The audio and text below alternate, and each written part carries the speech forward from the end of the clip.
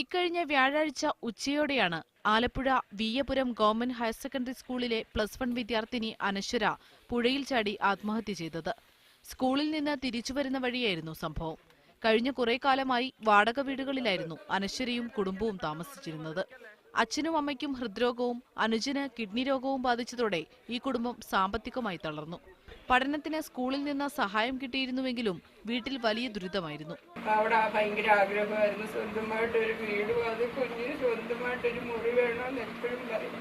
എല്ലാ കുട്ടികളും ഓരോ സ്വർണവും അതൊന്നും നല്ല ഡ്രസ് ഇട്ടോണ്ടും എന്റെ മോള് മാല പോലും ഇടാതെ സ്കൂളിൽ പോയിട്ടുണ്ട്.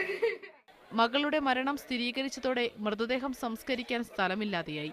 ബന്ധുക്കളും നാട്ടുകാരും കൈമലർത്തിയതോടെ CPM Cheruthana local committee office വളപ്പിൽ മൃതദേഹം സംസ്കരിക്കാൻ തീരുമാനിക്കുകയായിരുന്നു. ഈ കുടുംബത്തെ സഹായിക്കണമെന്നാവശ്യപ്പെട്ട് ജനപ്രതിനിധികൾ ഇതിനകം സർക്കാരിനെ സമീപിച്ചിട്ടുണ്ട്. മീഡിയ 1 ആലപ്പുഴ.